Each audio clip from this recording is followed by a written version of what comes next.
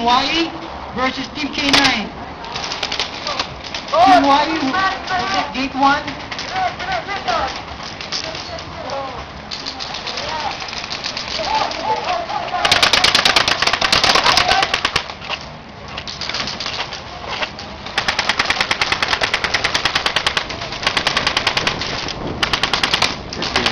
Maganda tayo eh.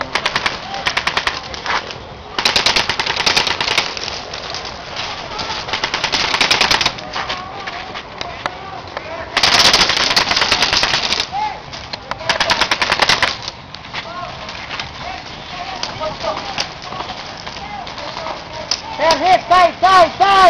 Taas ang baril! Taas ang baril!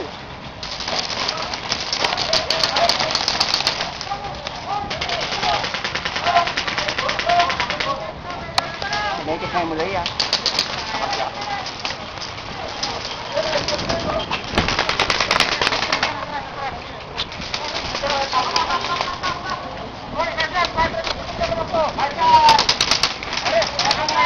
Okay, after this game, Team YE and Team K9. Team YE will take gate 1, and Team K9 will be taking gate 2.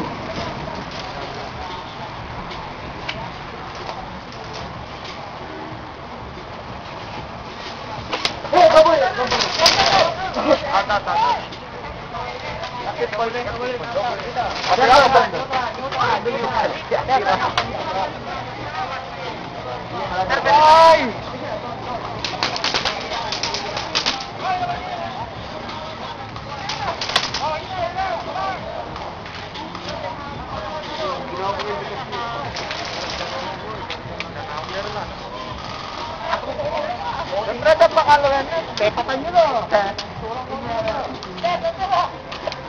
Ano? Bola ka naman talaga.